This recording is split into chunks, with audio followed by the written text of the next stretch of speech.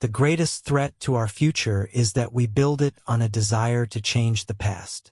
Regret becomes a linear function of time, and the best inheritance our children receive is a temporary naivete surrounding our sense of loss. I changed my mind about opening the door as soon as I touched it, and tried to go back right as the latch clicked shut. It wouldn't reopen, of course, but I still wasted my time trying. I shut my eyes to hold in the tears and keep out the burn. St. Francis was an impossible place, and many of the things I'd seen this night defied everything I had believed about reality. But what I felt on the other side of this door stretched my mind like bubble gum. I imagined a fat, drooling man chewing on my brain with fierce, angry gnashing that squished the gray matter carelessly between clean, white teeth. This couldn't be. The cicadas proved me wrong. They sang a ceaseless, screeching hymn that pressed against my senses with aggression only matched by the weighty humidity of a hot Missouri summer. I knew that once I opened my eyes, I would see the blood-red cardinal flowers dancing lazily in the midday sun, showing no concern for the blood-red fire voraciously consuming my childhood home. I opened my eyes at the scream. There was no doubt of its origin. I knew that a 12-year-old Ellie Aphelis was about to run out of the roasting structure, her shirt burning hot enough to consume her dermis and leave a very ugly, very permanent mark on her tiny body. I instantly realized that she couldn't see me. Her terrified eyes pleaded for help but found no one. She was a smart girl, so she knew to hit the ground and roll furiously until her burning shirt had been extinguished. She would be unable to peel it off, however, as the smoldering polyester slowly ate its way into grafted skin. Removing the garment was not her concern, though.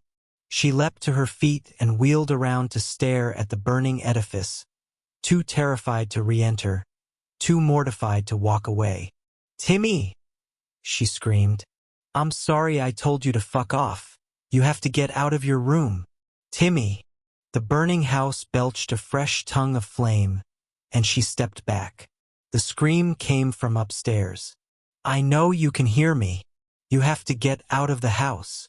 Now! Ellie!" His voice was meek, but it oozed more terror than should have been possible. "I don't know how to get out.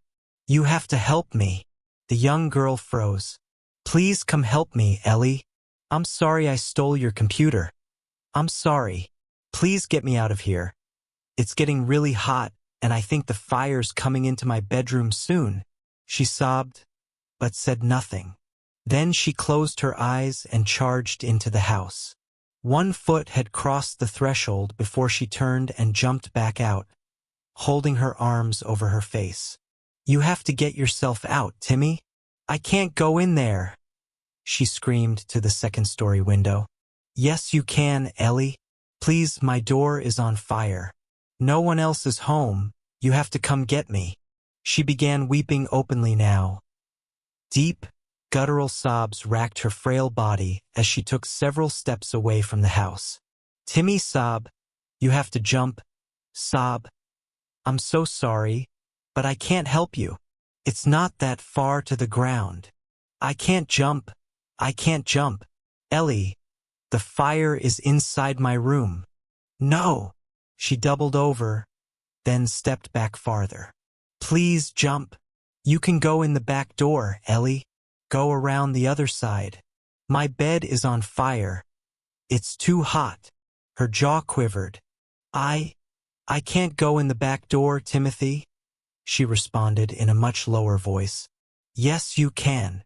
I'm too scared," she trailed off. "I'm burning and it hurts." She crumpled to the ground and buried her face in her hands. Young Ellie stayed like that for a long time, but Timothy said nothing more. The north wing of the house collapsed just as firefighters arrived. The first engine was understaffed. No matter how many times they yelled at her, no one could spare a moment to physically pull the distraught girl away. So she watched as they subdued and then contained the fire. My brother's in the house," she whispered. They were professional firefighters, but not therapists, and they dove in to rescue him without a second thought for their own safety or her need for comfort. She grabbed the last one before he ran away from her. "Over there," she instructed in a barely audible voice as she pointed to the wreckage of the north wing. He responded without acknowledging her, racing to pull apart the smoking rubble of the boards and glass that she had once called home. "Johnny! Roy! Call a fucking ambulance now!" He threw aside the blackened wood of my broken house and stopped cold. Then he bent over and threw up. I wanted to tell the young girl to stop walking, to turn away and spend a life wondering how terrible death could be instead of confirming that the worst of our assumptions is true. But I knew that she would not have listened to me even if I had been able to influence this world.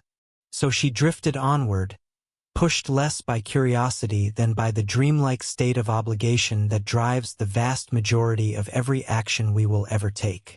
I knew that sensations would hit her in stages. That's what roasting human meat smells like, followed by "I can hear moaning, he's still alive," and right on its heels "I've never heard a person dying, but I'm certain that's what's unfolding before me." Then, all at once, came the visual. I found that I had been unconsciously following in her footsteps, as unable to turn away as it was impossible to affect the ghosts who didn't see me. She and I arrived at the firefighter simultaneously, both looking into the ruins of our life at the exact same destructive moment. Nothing was left of Timmy's skin. Even after my years in medicine, I still would not have realized that the pile of human meat below me was a 6-year-old human without prior knowledge of the fact. His lips had been burned away, so every tooth was exposed to the outside world. The char that covered his body looked like a combination of rare steak and popped zits. But it was his eyes that drew me in most. Without lids, they stared fixedly into the sky, as though brazenly expecting a god to care and staring in horrified shock at what he saw looking back. Then he opened his mouth and screamed. It was much quieter than the memory implanted on my 12-year-old mind. Looking back, I had always believed that it was a gale-strength holler, one that announced to anyone who doubted that I was thoroughly guilty. Watching it for the second time, however, proved it to be a meek, gurgling, sad cry that could only have been emitted by a creature far too frail to understand the concept of death. The sobbing clashed with my memory. I had pictured myself collapsing in a heap and moaning softly, utterly too broken to weep. It took several seconds to realize that I was crying. There in the past present, surrounded by people but totally alone. I stumbled forward, clambering over the broken wood in an effort to get closer to what remained of my brother. I don't know what drove my actions, but none of us knows what steers our purest motives. My foot caught on a stray board, and I landed face to face with his corpse. Heaved, but I had to speak. "I'm sorry," I whispered to the memory.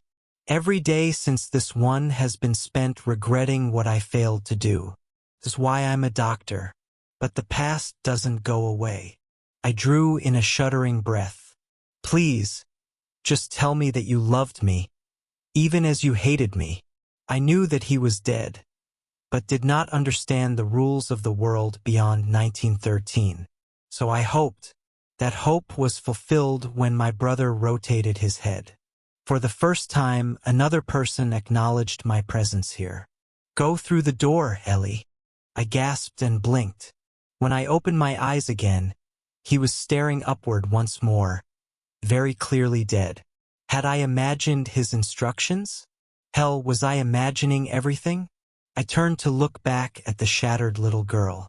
She was curled into a ball, eyes wide open and mouth gasping like a fish, needing with all of her being to be held and loved by absolutely anyone and finding nothing.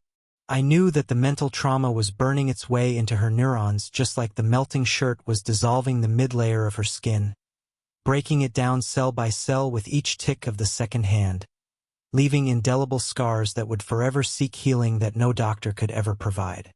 I left her there. I stood, swaying, unsure of where to go but somehow certain that the path would find a way to present itself to me. I stumbled my way out of the burning rubble. I moved from the heat into the light, and I stood in the front yard that I had not seen in 14 years. I'd always been happy there, which is why I never went back. The door in the middle of the yard was new. It stood impossibly in the middle of the lawn, coming from nowhere and leading to nowhere. I was quite certain that I was the only one who could see it, because it was meant just for me. I stumbled. I walked, and then I moved confidently toward the knob, grasping it, accepting that I was broken, but not completely so. I nodded to myself. Then I turned the handle, opened it wide, and stepped forward. I was met by the acrid smell of smoke. The whine of cicadas hit me next, followed by the thudding of the door as it closed behind me. I shut my eyes tight as the blood-red fire voraciously consuming my childhood home glowed through my lids, unwilling to accept the next step in a path that only pretended to care about my opinion. I opened my eyes at the scream,